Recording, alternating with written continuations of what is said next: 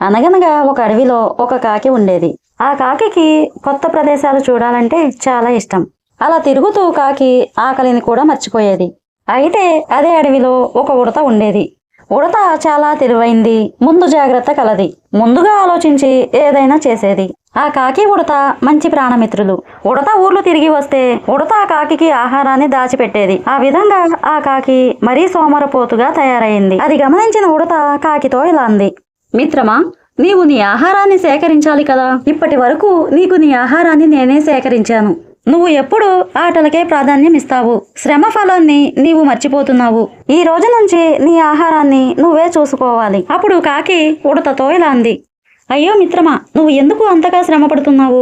ఆహారం ఎక్కడైనా దొరుకుతూ ఉంటుంది. దానికోసం మనం అంతగా కష్టపడనవసరం లేదు. కొత్త ప్రదేశాలను చూస్తుంటే నాకు ఎంతో సంతోషంగా ఉంటుంది. నువ్వు కూడా నాతో పాటురా. మనిద్దరం ఊరంతా తిరిగి సంతోషంగా మన జీవితాన్ని గడిపేద్దాం. ఉడత మాటలను కాకి అసలు పట్టించుకోలేదు.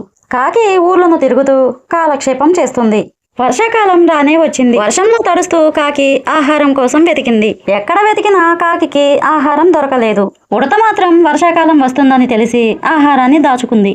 ఉడత తన గూటిలో కూర్చొని తను దాచుకున్న ఆహారాన్ని తింటూ కాలక్షేపం చేస్తుంది.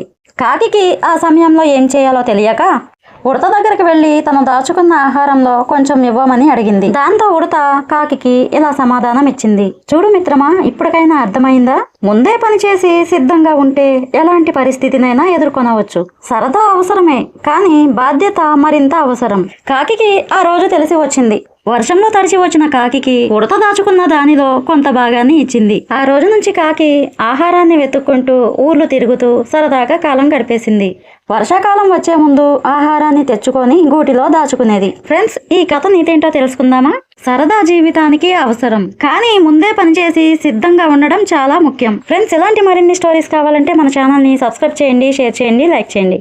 మరొక మంచి స్టోరీతో రేపు వచ్చేస్తాను. Bye friends.